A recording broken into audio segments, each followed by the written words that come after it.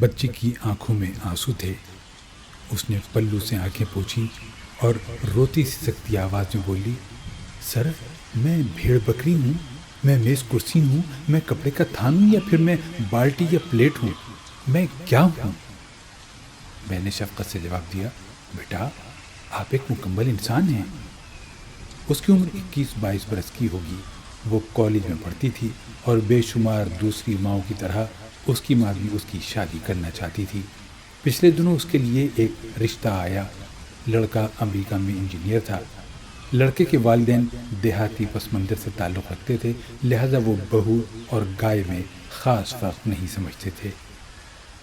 بچی جب ان لوگوں کے سامنے آئی تو لڑکے کی ماں نے اس کا اسی طرح جائزہ لیا جس طرح عموماً دیہات میں جانوروں کا مشاہدہ کیا جاتا ہے۔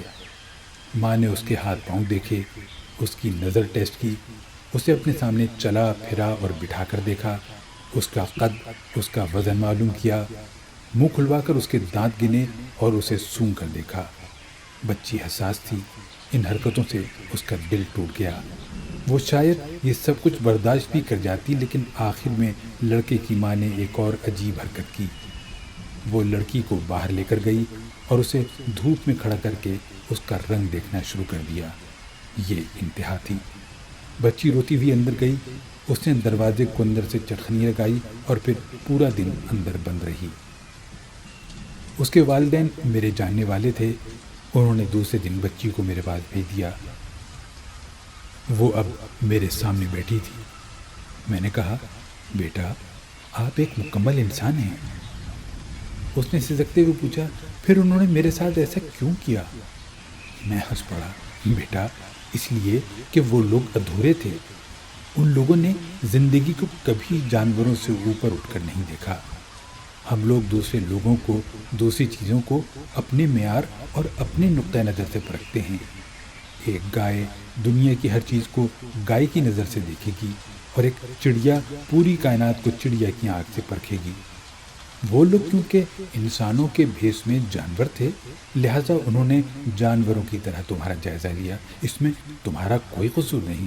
تم خود سوچو، اگر کوئی شخص گھاس کی پلیٹ میں ہیرا ڈال کر گدھے کے سامنے رکھ دے اور گدھا اس ہیرے کو زمین پر پھینک دے تو ہیرے کو تو اس سلوک پر ملال نہیں ہونا چاہیے۔ بچی نے آنسو پوچھے اور تھوڑا سا مسکرا کر بولی، سر آپ اس موضوع پر ضرور لکھیں۔ لڑکوں کے ماں باپ کو یہ ضرور بتائیں، لڑکیاں بھی انسان ہوتی ہیں اور اللہ نے ان کو بھی دل اور انا دے رکھی ہے۔ سر انہیں سمجھائیں، اللہ کی مخلوق کو بھیڑ بکریاں نہ بنائیں، انسان کے ساتھ انسانوں جیسا سلوک کریں۔ میں نے بچی سے وعدہ کر لیا۔ بچی واپس چلی گئی۔ شام کو میرے ایک دوست آئے، میں اداس بیٹھا تھا۔ انہوں نے وجہ پوچھی تو میں نے ان کو یہ سارا قصہ سنایا۔ وہ بھی دکھی ہو گئے۔ انہوں نے مجھے اپنے محلے کی ایک بچی کا واقعہ سنایا۔ بچی ذرا واجبی شکل و صورت کی تھی۔ اس کے گھر جو بھی لوگ آتے تھے بچی کو دیکھنے کے بعد واپس چلے جاتے تھے۔ یہ سلسلہ 2-3 سال تک چلتا رہا، یہاں تک کہ بچی نفسیاتی مریض بن گئی۔ علاج شروع ہوا لیکن افاقہ نہ ہوا۔ آج کل وہ بچی پاگل خانے میں ہے۔ ہم دونوں مزید دکھی ہو گئے۔ اسی دوران ہمارا ایک تیسرا دوست بھی آ گیا۔ اس نے سارا قصہ سنا تو اس نے قہقہ لگایا۔ ہم نے اس کی طرف غصے سے دیکھا مگر وہ ہنستا چلا گیا۔ وہ کئی منٹوں کی ہنسی کے بعد بولا، بے وقوف ہو، صرف افسوس کرنے سے مسئلہ حل نہیں ہوگا۔ اس مسئلے کے حل کے لیے اس ملک کے تمام لڑکے والوں کو آگے آنا چاہیے، انہیں بولڈ اسٹیپ لینا ہوگا۔ ہم نے پوچھا، وہ کیسے؟ وہ مسکرا کر بولا، مجھے اپنے بیٹے کی شادی کرنی تھی۔ ہم نے اس سلسلے میں کم از کم 20-25 رشتے دیکھے لیکن ہم نے کسی بچی کو کانوں کان خبر نہ ہونے دی۔ ہم نے پوچھا، وہ کیسے؟ وہ مسکرایا، ایک تو ہم براہ راست کسی کے گھر نہیں جاتے تھے۔ کسی دوست نے اگر کوئی رشتہ بتایا تو ہم اس دوست کے گھر چلے جاتے اور وہ دوست بہانے سے بچی اور اس کے والدین کو وہاں بلا لیتا۔ ہم غیر محسوس طریقے سے بچی کو دیکھ لیتے، اس کے والدین کے ساتھ بھی گپ شپ لگا لیتے۔ ہم کسی تقریب میں بچیوں اور ان کے والدین کو بلا لیتے تھے اور غیر محسوس طریقے سے ان کا جائزہ لیتے تھے۔ اس چالاکی کے دوران صرف ایک موقع ایسا آیا جب ہم کسی کے گھر گئے اور اس خاندان نے ہماری آمد کو لڑکے والے آئے ہیں قسم کا تاثر دے دیا۔ ہم وہاں جا کر پریشان ہو گئے۔ بچی اور بچے کا میل مشکل تھا۔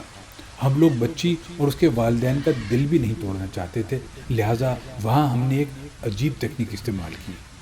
میں نے بچی کے سر پر ہاتھ رکھا اور اس سے کہا، بیٹا تم جس گھر بھی جاؤ گی وہ لوگ بہت خوش قسمت ہوں گے، مجھے تم بہت اچھی لگی ہو، تم بالکل میری بیٹیوں کی طرح ہو، لہٰذا میں تمہیں دھوکے میں نہیں رکھنا چاہتا۔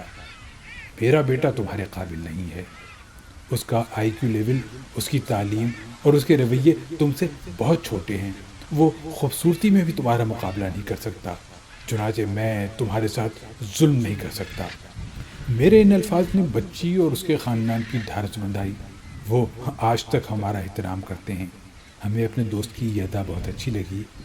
وہ ذرا دیر رکا اور پھر مسکرا کر بولا، ہم دوسروں کو پسند کرنے کے لیے شائستگی کا مظاہرہ کرتے ہیں، لیکن ہمیں لوگوں کو مسترد کرنے کے لیے اس سے 4000 گنا زیادہ شائستگی کی ضرورت ہوتی ہے۔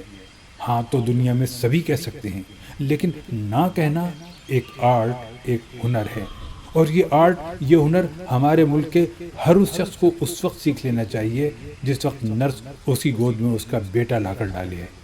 وہ ذرا سا رکا اور پھر مسکرا کر بولا، ہمیں اس ملک کے تمام لڑکے والوں کو یہ آرٹ، یہ ہنر سکھانا ہوگا۔